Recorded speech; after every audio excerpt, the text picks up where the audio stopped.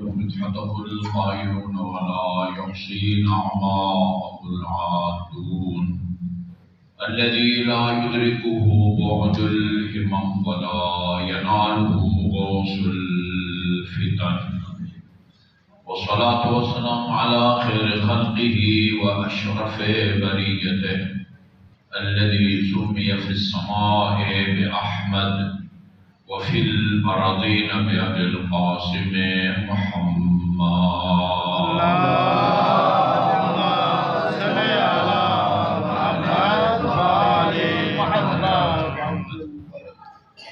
وعلى أهل بيته الطيبين الطاهرين الذين أذهب الله عنهم الرجس وطهرهم تطهيرا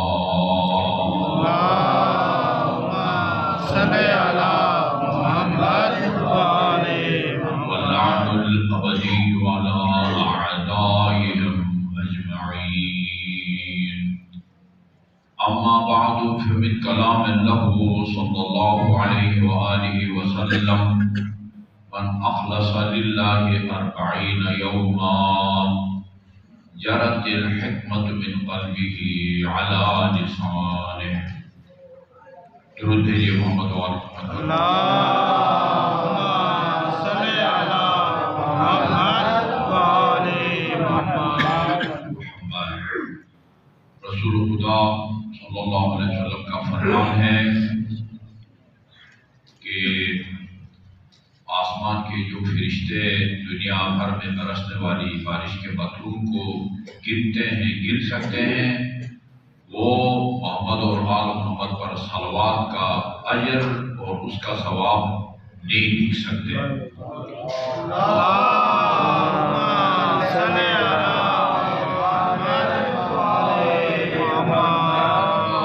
پھر آواز بلند اپنے اپنے مرحومین اور بالاخص بانی محفل کے جملہ مرحومین مرحومات کی سارا ثواب بلند درجات کے لیے آواز بلند کرواتے ہیں.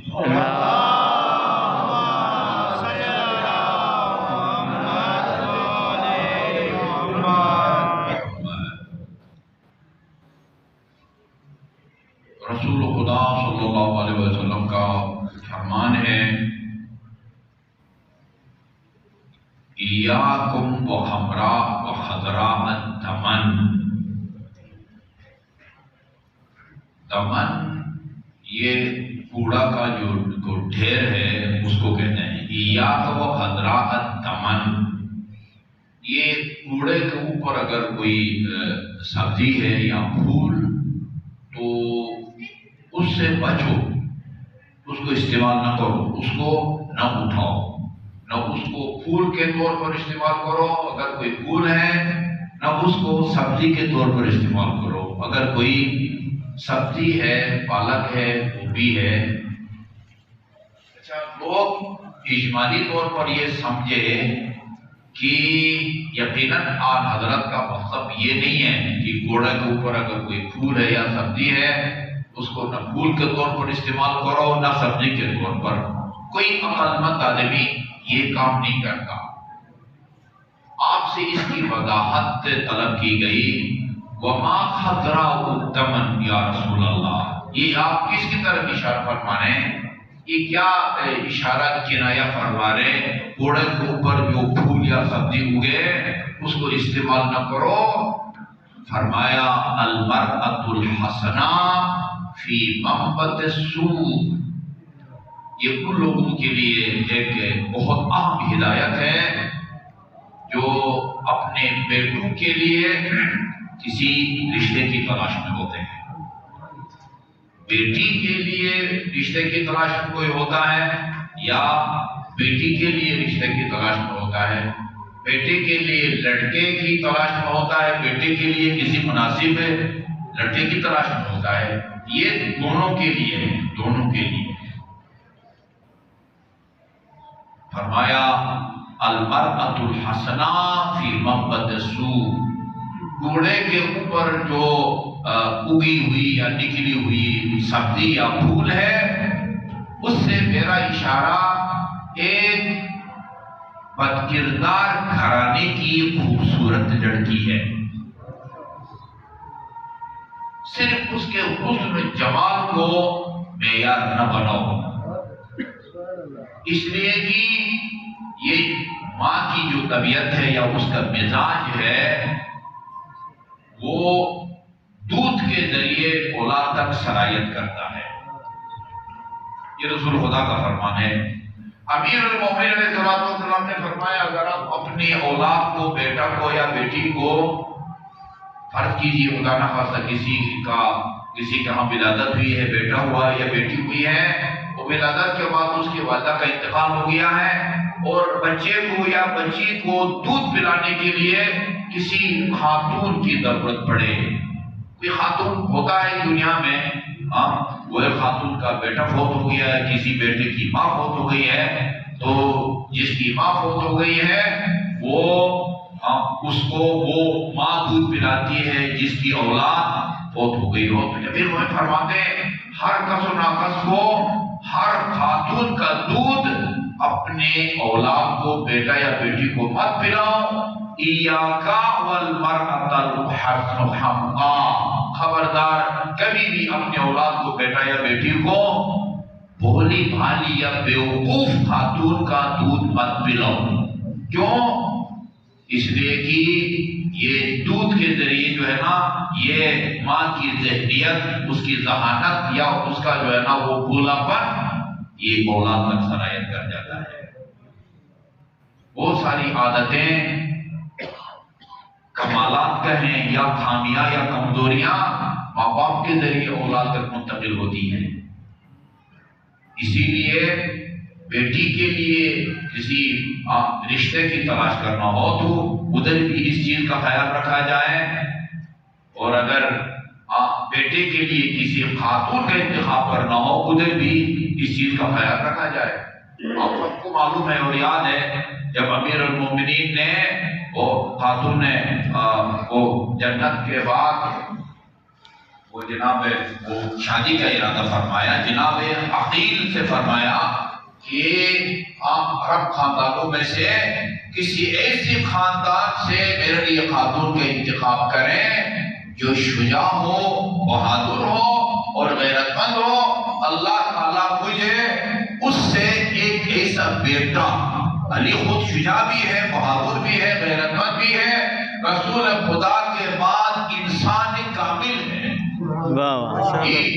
لیکن علی فرماتے ہیں ٹھیک ہے میں شجاع بھی ہوں، بہادر بھی ہوں، لیکن شجاع، بہادر اور غیرت مند اولاد کے لیے علی جیسا غیرت مند اور شجاع خاتون بھی چاہیے۔ یہ ہمارے سامنے نمونہ ہے۔ یہ تو یہ خود ایک اپنی جگہ پر ایک سوال ہے، مشورہ کو اہمیت دینا چاہتے ہیں۔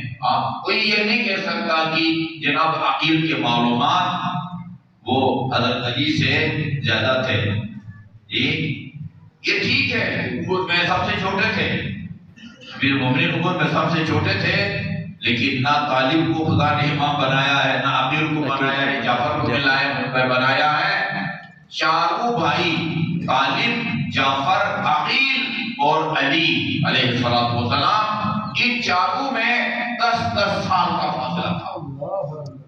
سب سے چھوٹے تھے، لیکن سب سے چھوٹے ہونے کا مطلب یہ نہیں ہے کہ وہ عقیل کے معلومات زیادہ تھے۔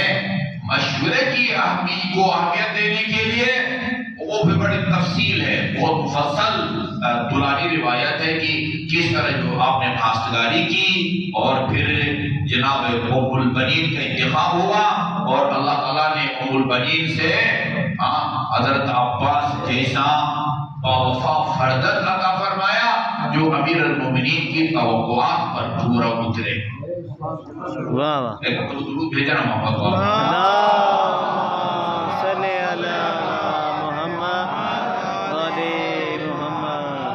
شریعت الحسین ثانی زہرا صدیقہ صغرا اور عقیلہ بنی ہاشم جناب زینب کبریٰ، جن کا نام خدا نے رکھا ہے، خدا نے رکھا ہے، علی کا نام بھی خدا نے رکھا ہے، حسن اور حسین کا نام بھی اللہ کے حکم سے رسول خدا نے رکھا ہے، ابھی اور جناب زینب کبریٰ کا نام بھی اللہ تعالیٰ نے زینب رکھا ہے۔ سبحان اللہ۔ اگر اس کی شخصیت کو سمجھنا چاہیں بہت مختصر الفاظ میں یہ امیر المومنین اور خاتون جنت کے مقام کو سمجھنا ہوگا، ان کی جرأت، ان کی بہادری، ان کی غیرت اور ان کے علم کا تھوڑا سا جائزہ لینا ہوگا تاکہ ہم آسانی سے اس شخصیت کی مقام منزلت کو سمجھ سکیں۔ اس کی ولادت کی تقریب میں آپ جمع ہوئے ہیں، اور میں ابھی سوچ رہا تھا، ابھی سوچتے رہتے ہوں گے، حضرت آدم سے لے کر اور قیامت تک کا تو خیر نوبت ہی نہیں آتی، حضرت آدم سے لے کر ابھی تک صرف 3 ہستیاں آپ کو ایسی ملے گی کہ جن کا باپ بھی معصوم اور ایک ماں بھی معصوم، اور ایک وہ امام حسن ہے، ایک امام حسین ہے، اور ایک جناب زینب کبریٰ ہے۔ اور کوئی نہ نبی آپ کو مل سکتا ہے، نہ کوئی اور امام مل سکتا ہے۔ یہ امام زین العابدین، ان کے والد گرامی امام معصوم تھے، ان کی والدہ معصومہ نہیں تھی۔ اسی طرح امام محمد باقر امام زمان تک جائیے، باپ ان کے معصوم ہیں، معصوم باپ کا معصوم بیٹا ہے، معصوم ماں کا معصوم بیٹا ہے، لیکن اماموں میں صرف امام حسن اور امام حسین ہیں جن کے والد گرامی بھی معصوم الخطا امیر المومنین، اور والدہ گرامی جناب زہرا بھی معصومہ، اور حضرت زینب کبریٰ کے والد گرامی بھی معصوم اور والدہ بھی معصوم ہے۔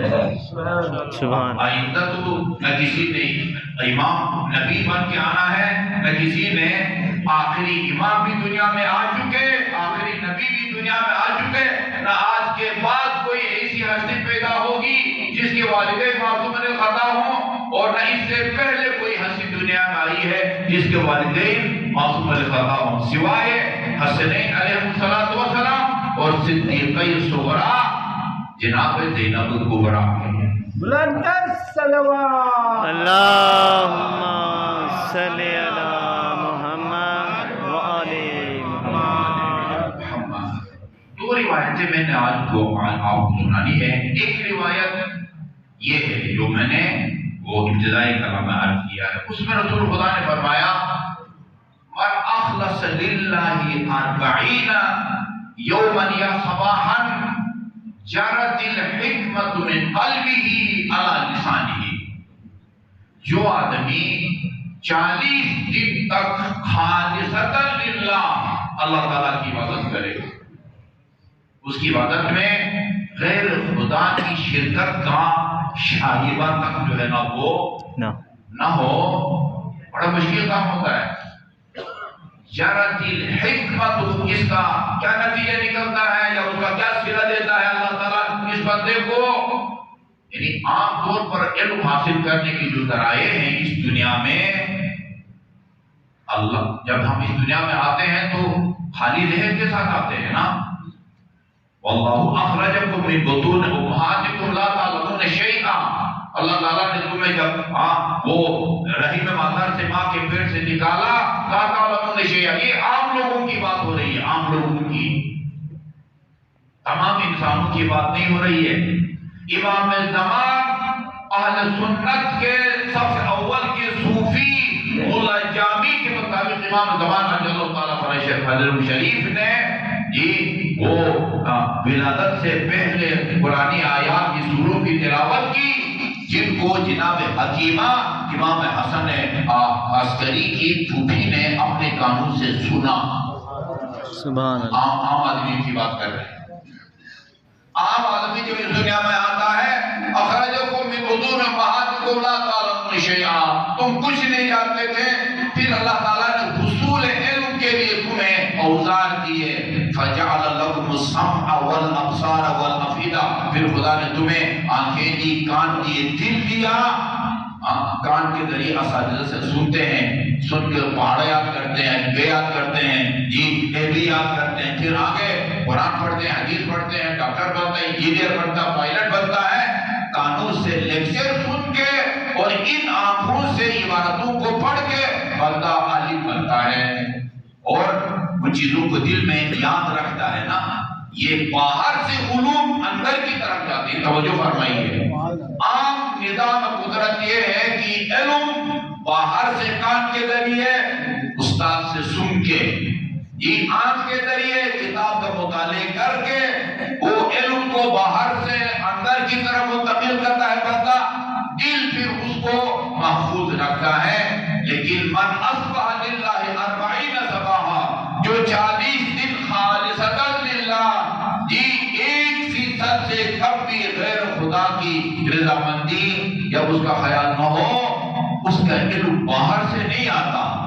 جرت الحکمت من قلبہ علی لسانہ, علم اور حکمت اس کے دل سے پھوٹ کے زبان پر جاری ہوتا ہے. واہ واہ. امام زمانہ بلند کر صلوات. اللہم صلی علی محمد و آل محمد. اس کرمیا معظمہ کی اخلاص, اس کا کیا اندازہ لگا سکتے ہیں.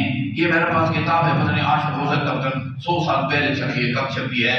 یہ نجف کی چھپی ہوئی ہے اور بہت ہی جو ہے نا وہ علامہ المحقق الشیخ جعفر النقدی زینب الکبریٰ بنت امیر المومنین علیہ السلام, یہ مجھے مولانا آفتاب جوادی وہ ماہر ہیں کتاب شناسی کے, انہوں نے مجھے ایک ہدیہ میں دی ہے اور اوپر لکھا ہے الاختر آفتاب حسین ملک بھرپور چکوال کے ہیں جی. اور اسی شیخ جعفر نقدی نے امیر المومنین علیہ السلام کی بھی جو ہے نا وہ کتاب بارے میں بھی کتاب لکھی ہے. اس کے اندر بھی انہوں نے یہ اس روایت کو نقل کیا ہے کہ جناب زینب کبریٰ کو امام حسین نے وصیت کی, وصیت لا تنسینی بصلاۃ اللیل, بہن زینب نماز شب میں بھائی کو فراموش نہ کرنا. واہ. بھائی جی سے یہ خواہش کرتے ہیں.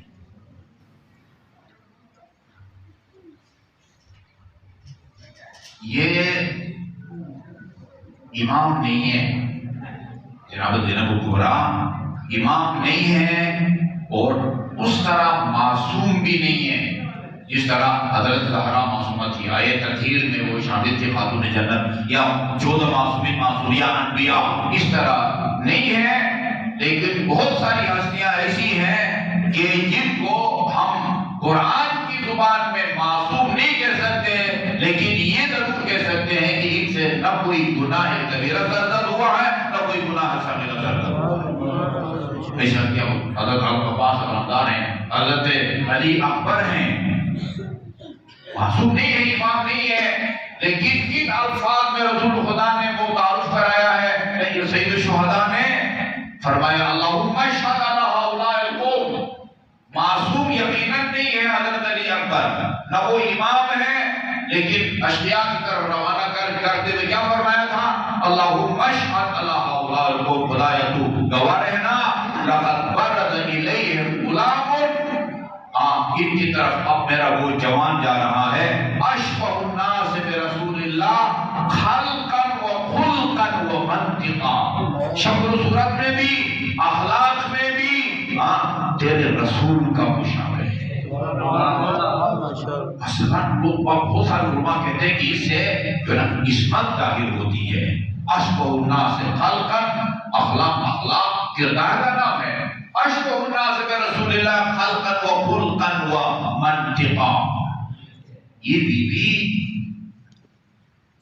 اس کو جو علم ملا ہے, جو دنیا کا رائج طریقہ ہے, اس سے بھی ان کو علم ملا ہے, اور غیر معمولی طریقے سے بھی اللہ تعالیٰ نے ان کو علم دیا ہے. یقیناً یہ ان شخصیات یا ہستیوں میں یا خوش قسمتوں میں ہے کہ جس نے ساری زندگی خالصتاً للہ اللہ تعالیٰ کی عبادت کی ہے.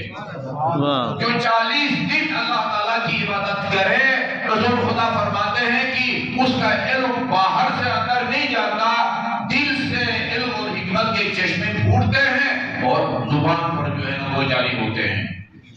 جس کی ساری زندگی خالصتاً للہ عبادت میں گزری ہو, اسی کے بارے میں امام زین العابدین علیہ السلام نے فرمایا انت بحمد اللہ، یہ توجہ سنیے، انت بحمد اللہ عالمۃ غیر معلمہ، پھوپھی جان الحمدللہ آپ وہ عالمہ ہیں کہ جس کو کسی نے علم سکھایا نہیں ہے، وہ فہیمۃ غیر مفہمہ، وہ سمجھدار خاتون اور بیویاں ہستی ہے جس کو کسی نے سمجھایا نہیں ہے۔ یہ کیا مقام ہے؟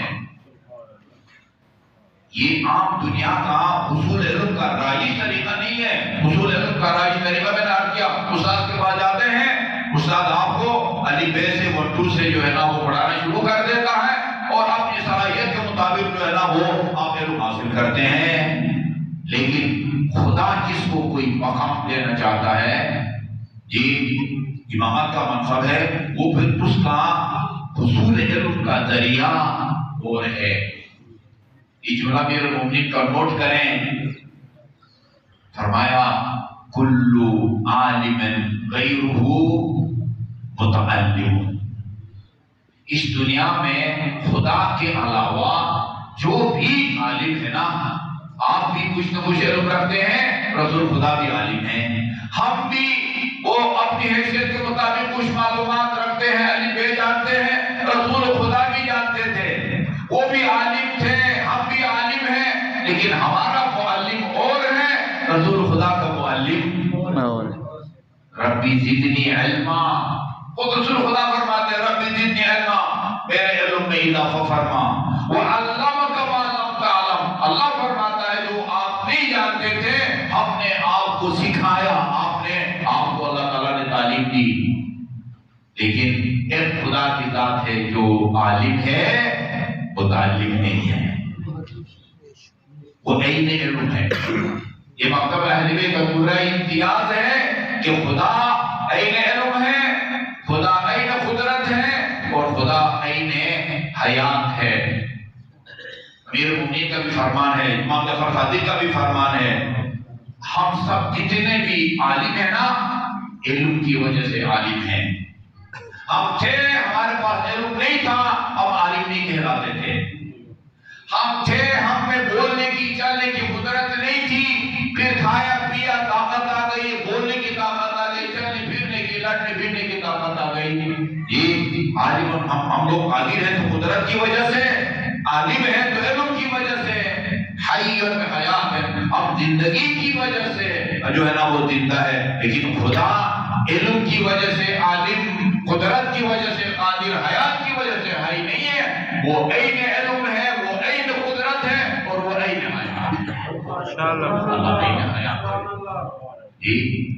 جو رائج طریقہ ہے نا اس طریقے سے بھی اس سے مکرمہ کو باپ نے پڑھایا، اور یہ جو قدرت کا نظام ہے نا کہ جو 40 دن خالصتاً للہ اللہ تعالیٰ کی عبادت کرے، جرت الحکمت من قلبہ علی لسانہ۔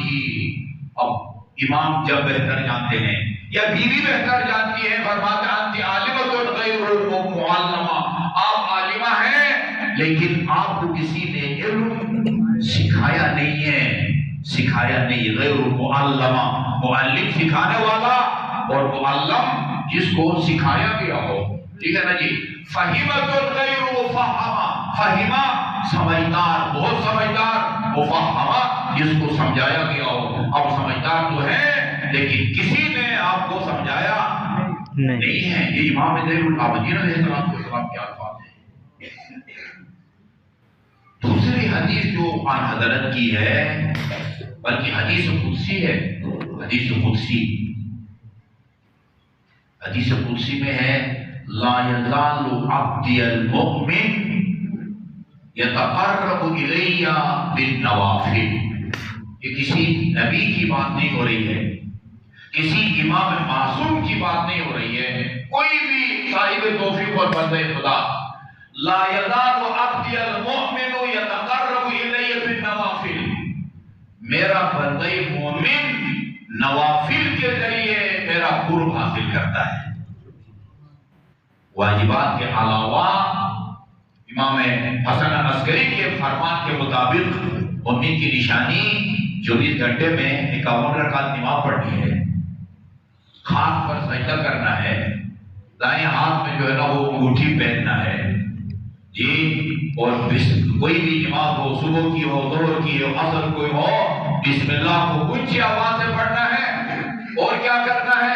40 کی زیارت کرنی ہے۔ یہ علامتیں بتائی گئی ہے نا۔ یہ بندے مومن صرف 17 رکعت نماز پر اکتفا نہیں کرتا، 34 رکعت نوافل بھی پڑھتا ہے واجبات کے علاوہ، اور جو واجبات کی پابندی کرے وہ میرا مقرب بن جاتا ہے، اور جو میرا مقرب بن جائے احببتہ، خدا فرماتا ہے میں اس سے محبت کرنے لگتا ہوں۔ سبحان اللہ۔ بندہ خدا سے محبت کرے، یہ کوئی کمال نہیں ہے۔ انسان جب اللہ تعالیٰ کی نعمتوں کی طرف متوجہ ہوتا ہے، خود بخود اس کے دل میں اللہ تعالیٰ کی محبت پیدا ہوتی ہے۔ کمال یہ ہے کہ اللہ اس سے محبت کرے۔ ایک قدر مشترک فضیلت ہے علی اور خاتون جنت میں، قدر مشترک فضیلت ہے، وہ یہ کہ علی خدا سے محبت کرتا ہے، خدا علی سے، اور اسی طرح خاتون جنت خدا سے محبت کرتی ہے، اور اللہ خاتون جنت سے۔ وہ جب خیبر، جنگ خیبر کو جو ہوئی، وہ 39 پتہ نہیں دن کہتے ہیں گزر گئے تھے، اور جو ہے نا وہ فتح نہیں وہ کر رہے تھے، تو رسول خدا نے فرمایا تھا نا لَأُعْطِيَنَّ الرَّاعِيَةَ غَدًا رَجُلًا كَرَّارًا غَيْرَ فَرَّارٍ۔ اب یہ سب جو ہے نا اپنی اپنی قسمت و آزمائی کر چکے، کل یہ علم اسے دوں گا کہ جس ڈکشنری میں فرار نام کی کوئی چیز نہیں ہوگی۔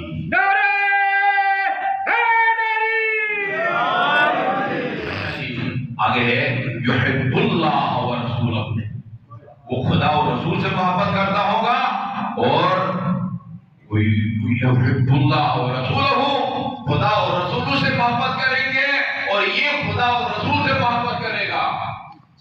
اور آپ کو یاد ہو جب نماز عصر کے بعد رسول خدا بیٹھے ہوئے تھے، وہ سائل آیا تھا، آپ اس سے سوال کیا، رسول خدا سے بھی سوال کیا، یا رسول اللہ وہ کئی دن سے جو ہے نا وہ میں بھوکا ہوں، کھانا بھی نہیں ہے، کھانا بھی کھلا دے، مناسب لباس بھی نہیں ہے، اور کھانا کھلا کے لباس دے کے پھر واپسی کا کہہ رہا ہے کبھی بندوبست کریں۔ رسول خدا نے فرمایا میں فی الحال جو ہے نا جیب میں کوئی بیور نہیں ہے، لے کے نہیں آیا، یا بعض اوقات غریبوں کی مدد کے لیے میں مبیر سے کہتا ہوں، ظاہر ہے ہر وقت تو جیب میں پیسے نہیں ہوتے، خصوصاً 3 تاریخ میں 27، 28، 29 کو تو جیبیں عام طور پر ملازمین کی خالی ہوتی ہے نا۔ یکم کے بعد جو ہے وہ ہم لوگوں سے کہتے ہیں کہ ایسے جمعہ میں اعلان کرتے ہیں آپ کے لیے جو یکم کے قریب ہو، یعنی یکم کے بعد ہو نا۔ آپ نے فرمایا میں تیری مدد نہیں کر سکتا، لیکن الدال علی الخیر کفاعلہ، جو کسی کار خیر کی رہنمائی کرتا ہے، رہنمائی کرنے والے کو بھی وہ ثواب ملتا ہے جو کار خیر کرنے والے کو ملتا ہے۔ اس کے بعد عمار سے کہا کہ اس غریب بزرگ کو لے جاؤ، اور ہاں یہ فرمایا میں تمہیں اس گھر میں بھیجتا ہوں کہ اس ہستی کے پاس بھیجتا ہوں جو خدا اور رسول سے محبت کرتی ہے، اور خدا اور وہ رسول اس سے محبت کرتے ہیں۔ درود محمد و آل محمد۔ اس کو میری بیٹی فاطمہ کے گھر چھوڑا، وہ داستان روایت مفصل ہے۔ پہلے ایک جو ہے نا وہ ایک وہ فرش دیا، وہ پتہ نہیں کسی دبے کا پتہ نہیں وہ تھا، اس پر جو ہے نا وہ دن کو وہ جو ہے نا وہ ڈالتے تھے جانور کے لیے وہ گھاس وغیرہ، اور رات کو جو ہے نا انہوں نے شہزادوں کو اس پر سلاتے تھے، وہ دیا۔ اس نے کہا کہ بی بی یہ میرے کس کام کا، پیٹ خالی ہے میرا، مجھے کھانا چاہیے، لباس چاہیے۔ پھر روایت کہتی ہے کہ جناب حمد سید الشہداء کی ایک بیٹی تھی جو خاتون جنت کے ہم نام تھی، اس کا نام بھی فاطمہ تھا، انہوں نے ان کو ایک ہار یا گردن بند دیا تھا، وہ اتار کے ساحل کے حوالے کیا تھا۔ خاتون جنت نے وہ ابھی وہ روایت پوری آپ کو نہیں سنا تھا۔ لا یزال عبدی المؤمن یتقرب الیہ بالنوافل، میرا بندہ مومن نوافل کے ذریعے میرا قرب حاصل کرتا ہے. فَإِذَا تَقَرَّبَ أَحْبَبْتُهُ، جو میرا مقرب بن جائے. تمام عبادات کا مقصد خدا کا قرب حاصل کرنا ہے نا. نماز پڑھتا ہوں قربتاً للہ، روزہ رکھتا ہوں قربتاً للہ. البتہ اس قربت کا مطلب یہ نہیں کہ نماز پڑھنے سے پہلے ہم اور آپ میں اللہ تعالیٰ میں 10 کلومیٹر کا فاصلہ تھا، اب نماز کے بعد وہ کم ہو کے 5 کلومیٹر رہ جائے. نہیں، روحانی طور پر بندہ خدا کے قریب ہوتا ہے. جی فَإِذَا تَقَرَّبَ إِلَيَّ، اور جو بندہ میرا مقرب بن جائے، احببتہ، میں اپنے اس عبادت گزار یا نمازی بندے سے محبت کرتا ہوں. فَإِذَا أَحْبَبْتُهُ، یہ منزل ہے. کرامت اور معجزہ کی منزل یہ ہے. فَإِذَا أَحْبَبْتُهُ، اور میں اپنے جس بندے سے محبت کروں، كُنْتُ سَمْعَهُ الَّذِي يَسْمَعُهُ، میں اس کے وہ کان بن جاتا ہوں. خدا فرماتا ہے جس سے وہ سن سکتا ہے. میں اس کی آنکھ بن جاتا ہوں جس سے وہ دیکھتا ہے. اس کے میں ہاتھ بن جاتا ہوں جس کو وہ پھیلاتا ہے یا چیزوں کو پکڑتا ہے یا وہ کام سر انجام دیتا ہے. کیا مطلب ہے اس کا؟ خدا کہتا ہے میں اپنے محبوب بندے کی آنکھ بن جاتا ہوں، میں اپنے محبوب بندے کے ہاتھ بن جاتا ہوں، اس کے کان بن جاتا ہوں. اس کا کیا مطلب ہے؟ یہ بندہ صفات خداوندی کا مظہر بن جاتا ہے، یہ معجز نما بن جاتا ہے.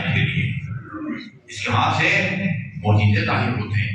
یہ نبی کی بات نہیں ہو رہی ہے، امام کی، رسول کی بات نہیں ہو رہی ہے.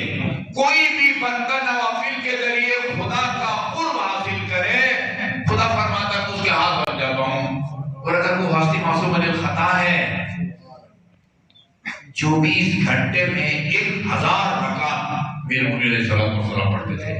24 گھنٹے میں 1000 رکعت. اس امام کے ماننے والے منبر پر آ کے کھلا بغاوت قرآن رسول سے اور علی سے تو نماز کے خلاف بولتے ہیں. وہ بھائی نماز نے تمہارا کیا بگاڑا ہے بھائی، کیوں نماز کے پیچھے پڑے ہوئے ہو؟ وہ مشہور ہے پنجاب میں جملہ نماز کے بارے میں نا، اکبر کا پیو پڑھ گیا. اکبر کے پیو نے پڑھی ہے، علی نے پڑھی ہے، اکبر کے پیو نے پڑھی ہے، تو اپنی پڑھی ہے نا، میری آپ کی تو نہیں پڑھی نا. آپ تو ابھی زندہ ہے نا. اب اگر دنیا میں نہیں رہے، نمازیں رہ گئی ہوں تو پیچھے آپ کی اولاد آپ کی طرف سے پڑھائے گی. آپ کے پیدا ہونے سے پہلے آپ کی نماز علی اور حسین پڑھ گئے ہیں. علی اور حسین آپ کو دین دے گئے ہیں. حسین اپنی جان سے بھی قیمتی چیز کی قربانی دے کے نانا کو دین کو بچا کے آپ تک پہنچایا ہے. حسین یہ کام کیا. حسین نے میری طرف سے نماز نہیں پڑھی، علی نے میری طرف سے نماز نہیں پڑھی. علی نے وہ نماز پڑھی ہے جو علی پر فرض تھی، حسین نے وہ نماز پڑھی ہے جو حسین پر فرض تھی. یتقرب الیہ بالنوافل. محبوب جو خدا ہوتا ہے، یہ روایات مستند داستانیں ہیں کہ کس طرح اللہ اپنے بندے کی آنکھ بن جاتا ہے.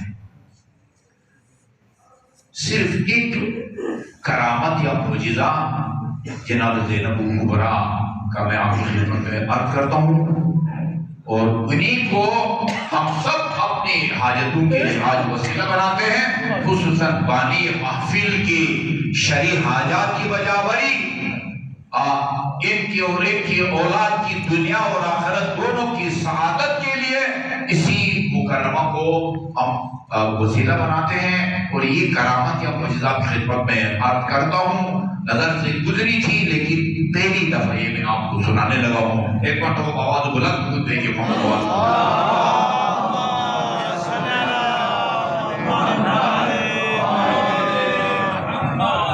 محدث نوری نے کتاب لکھی امام زمان کے بارے میں، اس کا نام ہے دار السلام. دار السلام اکثر اس میں ایسے واقعات ہیں کہ جن میں غیبت صغریٰ میں یا غیبت کبریٰ میں لوگوں نے امام علیہ السلام کی زیارت کا شرف حاصل کیا. امام زمان کا نام دار السلام. اس کے اندر انہوں نے اس کو نقل کیا ہے. وہ ان کے الفاظ یہ ہیں: حدثنی السید الصدق یعنی جس کے ساتھ یہ واقعہ پیش آیا ہے نا، یہ اس کے القاب ہیں۔ مجھ سے بیان کیا ہے، یہ حدیث بیان کی ہے، سید سند والحبر المعتمد۔ حبر سیاہی کو کہتے ہیں، اگر کسی کی کثرت علم کی طرف اشارہ کرنا ہو اس کے لیے حبر کا لفظ استعمال کرتے ہیں۔ عبداللہ بن عباس کو کہتے ہیں حبر الامہ، امت کی سیاہی، یعنی اس کے کثرت علم کی طرف اشارہ ہے۔ العالم العالم وقدوۃ ارباب الفضائل البحر الداخل، وہ موجدت سمندر علم کا عمدۃ العلماء الراسخین السید محمد باقر السلطان آبادی، ان کے ساتھ واقعہ پیش آیا ہے۔ دارالسلام میں محدث نوری نے لکھا ہے ان کے ساتھ یہ واقعہ پیش آیا ہے کہ قالا عرض علی کو کہتے ہیں میں عراق کے شہر بروجرد میں تھا اور وہاں مجھے جو ہے نا ایک سخت بیماری لاحق ہو گئی اور میں بروجرد سے اپنا آبائی جو شہر تھا سلطان آباد منتقل ہو گیا، سلطان آباد، اور اس کے نتیجے میں یہ میری بیماری بڑھ گئی بے سبب ہادی الحرکہ، اس سفر کی وجہ سے نا بروجرد میں وہ زیر تعلیم تھے، بیمار ہو گئے، اسی بیماری کی حالت میں واپس اپنا شہر سلطان آباد گئے اور اسی سفر کی وجہ سے ان کی بیماری بڑھ گئی۔ وانصبت المواد فی عین البصرہ، آج کی زبان میں کہیں کہ یہ بیماری جو ہے آنکھ تک سرایت کر گئی، جو ہے نا وہ انفیکشن جو ہے نا سمجھے کہ ہو گیا اور میری آنکھ جو ہے بالکل سفید ہو گئی۔ اچھا جی، فرمت رمضان شدیدا واعتراها بیان وکان الوجه یمنعه من النوم، شدید درد مجھے سونے بھی نہیں دیتا تھا۔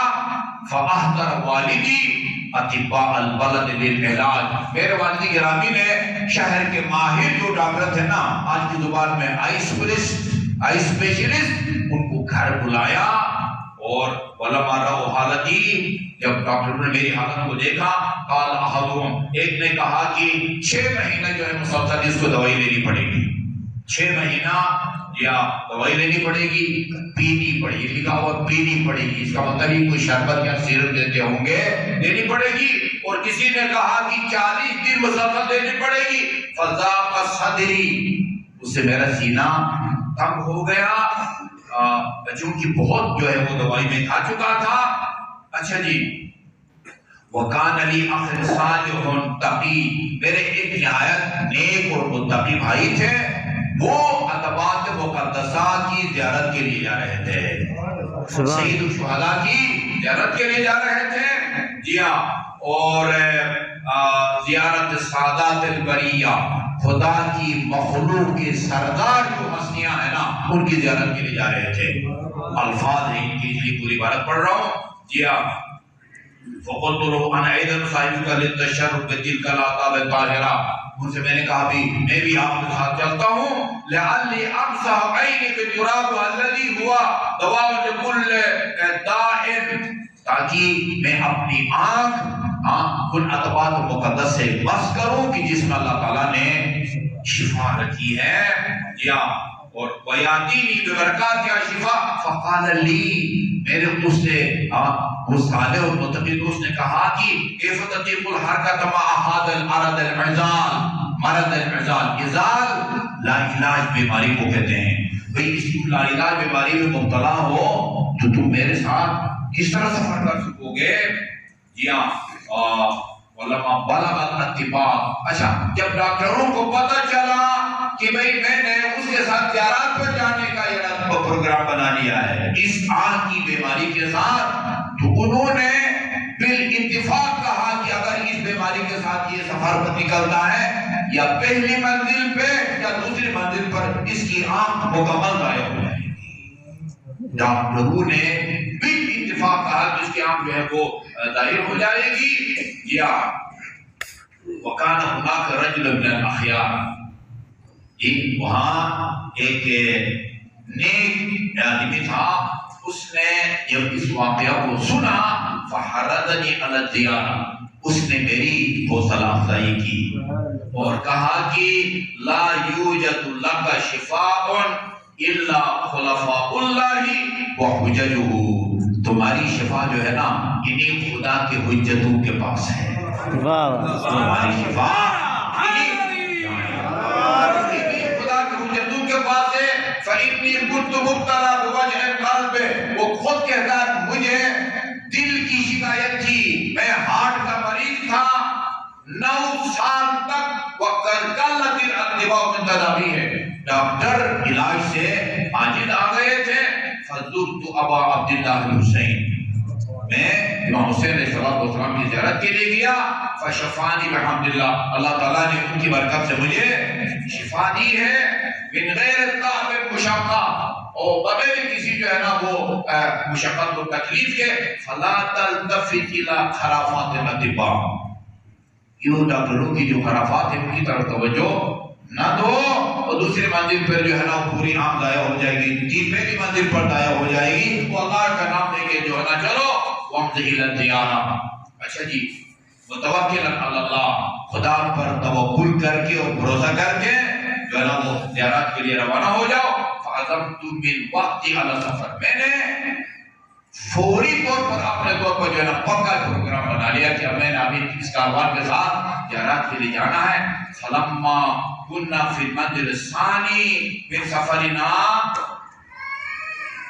اچھا جی، جب یہ پہلی منزل کا خیریت گزری، دوسری منزل تک پہنچی تو اشتد بی المرض، میری بیماری جو ہے وہ شدت اختیار کر گئی. وَلَمْ أَسْتَقِرْ مِنْ وَجْعِ الْعَيْنِ، راتوں کو میں اس درد کی شدت کی وجہ سے سو نہیں سکتا تھا. فَأَخَذَ مَنْ كَانَ يَمْنَعُنِي مِنَ السَّفَرِ يَلُومُنِي، وہ کاروان میں کچھ لوگ تھے جو مجھے مشورہ دیتے تھے کہ بھئی اس بیماری کے ساتھ مت جاؤ. وہ مجھے برا بھلا کہنے لگے، دیکھو ہم نے تمہیں کہا تھا لیکن تم نے ہماری بات نہیں مانی. وَاتَّخَذَ أَصْحَابِي كُلُّهُمْ عَلَىٰ أَنْ أَعُودَ إِلَىٰ بَلَدِيَ الَّذِي جِئْتُ مِنْهُ، سب ساتھیوں نے بھی اتفاق کہا کہ بھئی آپ واپس چلے جاؤ، جو ہے نا وہ ابھی بھی تمہاری جو ہے نا وہ عافیت اسی میں ہے. فَلَمَّا كَانَ وَقْتُ السَّحَرِ، میں اسی ششپت میں سو گیا. اور جب سحر کا وقت آیا تو میرے درد میں تھوڑا سا افاقہ ہوا اور میری آنکھ لگ گئی. سحر کے وقت میرے درد میں سو نہیں پاتا تھا، درد میں تھوڑا سا افاقہ ہوا تو رقدت فرأيت الصديقة الصغرى فاطمة زینب الکبریٰ، میں نے خواب میں صدیقہ صغریٰ صدیقہ کبریٰ، حضرت زہرا کا لقب ہے صدیقہ صغریٰ. ہمارے علماء کرام جناب زینب کبریٰ اور شریک تفسیر کے لیے استعمال کرتے ہیں.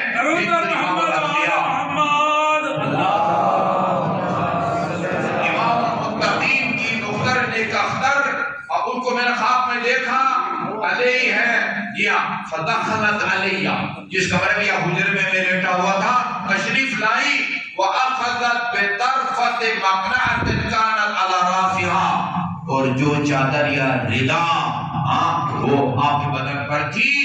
وَأَدْخَلَتْ فِي عَيْنِي وَمَسَحَتْ عَيْنِي، بالکل وہ چادر کا کونا کو جس طرح کسی کو سرما جو ہے لگایا جاتا ہے، اپنی چادر کا ایک کونا اس کو میری آنکھوں میں پھیرا. اور یا فانتبہت، میں اپنے نیند سے بیدار ہوا. وَأَنَا لَمْ أَجِدْ لِلْوَجْعِ أَثَرًا فِي عَيْنِي، میری آنکھ میں درد کا کوئی اثر باقی نہیں تھا اس ایک چادر کے مسئلے کے نتیجے میں. فَلَمَّا أَصْبَحَ الصَّبَاحُ، صبح جب ہوئی، قُلْتُ لِأَصْحَابِي، میں نے اپنے ساتھیوں سے کہا کہ بھئی إِنِّي لَمْ أَجِدْ الْيَوْمَ أَلَمًا فِي عَيْنِي، آج بھئی میں اپنی آنکھ میں کوئی درد محسوس نہیں کر رہا. فَلَا تَمْنَعُونِي مِنَ السَّفَرِ، یہ جو آپ لوگوں نے اتفاق کیا ہے کہ واپس چلے جاؤ تو خدا را بھائی مجھے اپنے ساتھ لے جاؤ.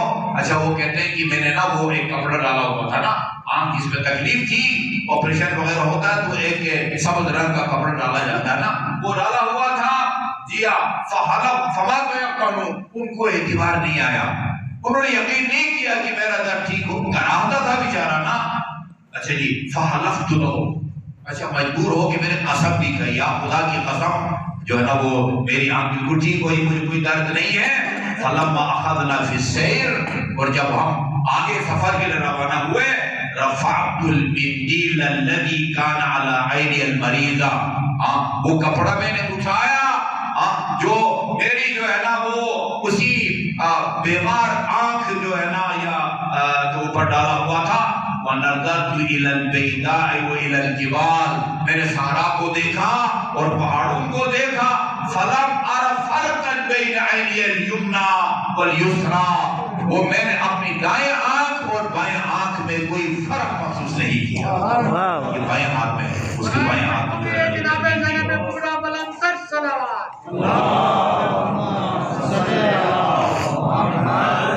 فنادیت احد الرفقاء، وہ کاروانی ایک شادی کو میں نے اپنے پاس بلایا، وقلت له تقرب منی، بھئی آپ میرے قریب آ جائیں، وانظر فی عینی، آپ خود آپ نے پہلے بھی دیکھا ہے میری آنکھ کو اور ابھی بھی آپ کے پیچھے دیکھ لیں۔ فقال سبحان اللہ لا ارى فی عینک رمدا ولا بیاضا، تمہاری آنکھ میں نہ کوئی آنکھ درد یا بیماری کے کوئی آثار ہیں، نہ کوئی مرض کے آثار ہیں، یا ولا فرق بین، نہ تمہاری آنکھ اور دائیں آنکھ اور بائیں آنکھ میں کوئی فرق نہیں ہے۔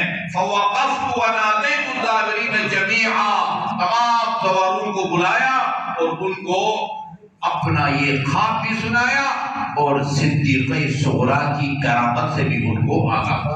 محمد آل محمد بلند تر صلوات۔ اللہم صلی علی محمد و آل محمد۔ کتاب عقائد کی پڑھاتے ہیں مدارس میں، اس کا جو متن ہے وہ علامہ ہلی کا ہے اور اس کی جو شرح لکھی ہے وہ فاضل بن عیاض کی ہے نا۔ اس میں رسول خدا صلی اللہ علیہ وسلم کے معجزات میں سے چاند کا دو ٹکڑے ہونا آپ کے معجزات میں سے ہے، سنگریزوں کا آپ کے دست مبارک پر تسبیح پڑھنا یہ معجزات میں سے ہے، درخت کا اکھڑ کے آپ کے پاس آنا اور آپ کے حکم پر آدھا درخت جو ہے وہ کھڑا رہتا ہے اور آدھا درخت جا کے اسی جگہ گڑ جاتا ہے، جی انہی معجزات میں سے کہتے ہیں کہ ایک معجزہ یہ تھا کہ آپ مستجاب الدعوت ہے، آپ کی دعا قبول ہوتی ہے، یعنی معجزات میں سے ایک معجزہ دعا کا قبول ہونا ہے۔ نہ معلوم کتنے ایسے واقعات آپ کو ملیں گے جس سے یہ ثابت ہوتا ہے کہ صدیقہ صغریٰ کی دعا کو اللہ تعالیٰ رد نہیں فرماتا۔ واہ واہ۔ کوئی مسائل تو نہیں پڑھ رہا، یہ اہل سنت کے اسحاق فرائینی ہے، فرائینی انہوں نے واقعہ کربلا کے بارے میں وہ کتاب لکھی ہے، اس کے اندر انہوں نے لکھا ہے سنت کے، اس کے اندر انہوں نے لکھا ہے کہ جناب زینب کبریٰ فرماتی ہیں کہ وہ سارے خیمے جا چکے تھے اور ایک خیمے میں ہم سب جمع تھے اور ہمارے ساتھ کے کچھ سپاہی آئے اور آ کے جو خیموں میں تھا جی وہ سب انہوں نے لوٹا، اور پھر ایک شخص کی جس کی آنکھیں وہ درد تھی، نیلی آنکھیں تھی اس کی، اس نے ایک نیزے کے ذریعے میرے سر سے میرے نیلا کو اٹھایا۔ بیوی نے پھر ایک جملہ کہا، قطع اللہ یدیک ورجلیک وَأَحْرَقَ اللَّهُ بِنَارِ الدُّنْيَا قَبْلَ نَارِ الْآخِرَةِ، خدا تیرے دونوں ہاتھ کاٹ ڈالے، خدا تیرے پاؤں کاٹ ڈالے، وَأَحْرَقَ اللَّهُ بِنَارِ الدُّنْيَا قَبْلَ نَارِ الْآخِرَةِ، آخری جہنم سے پہلے خدا دنیا کی آگ میں تجھے جلائے۔ یہ اہل سنت کے عالم لکھتے ہیں کہ زیادہ وقت نہیں گزرا، آپ مختار کا انقلاب آیا اور بیوی کی دعا بالکل قبول ہو گئی، اس کے ہاتھ بھی کاٹ دیے گئے، اس کے پاؤں بھی کاٹ دیے گئے اور اس کو دنیا کی آگ میں جلا دیا گیا جس طرح بیوی نے دعا کی تھی۔ جی اچھا، اور وہی شام میں جس بندے شامی نے کہا تھا کہ میں وہ جناب فاطمہ بنت الحسین کو اپنی کلیجی میں لینا چاہتا ہوں، اس کے لیے بددعا کی تھی جناب زینب کبریٰ نے۔ اسی کتاب کے اندر لکھا ہوا شیخ جعفر نقوی نے لکھا ہے، کہا کہ خدا تیری زبان کاٹے، تمہاری بینائی کو تم سے سلب کرے اور چھین لے، ہاتھ پاؤں تمہارے کاٹ ڈالے۔ فوراً کے مختار کے انقلاب سے پہلے بیوی کی دعا محبت قبول ہو گئی، بینائی سے محروم ہو گیا، ہاتھ بھی کٹ گئے، اور بھی بہت سارے واقعات لکھے ہیں کہ یہ بیوی مستجاب الدعوت تھی، مستجاب الدعوت، اور کیا نہ ہوتی یہ اپنے جد کے اس حدیث کی مصداق تھی، جس سے میں محبت کرتا ہوں، میں اس کے ہاتھ بن جاتا ہوں، اس کے پاؤں بن جاتا ہوں، اس کی آنکھ بن جاتا ہوں، یعنی وہ پھر مظہر صفات خداوندی پر بنتا ہے۔ اللہ تعالیٰ ان کی دعاؤں کو کبھی مسترد نہیں کرتا، وما یشاءون الا ان یشاء اللہ۔ اللہ تعالیٰ کی بارگاہ میں ہم دست دعا ہیں کہ اس صدیقہ صغریٰ کے وسیلے سے کہ جو مومنین مومنات بھی پریشان ہیں، اللہ تعالیٰ ان کی پریشانیوں کو دور فرمائے، جو مومنین مومنات مریض ہیں، خصوصاً ہمارے ایک عزیز محمد علی جن کا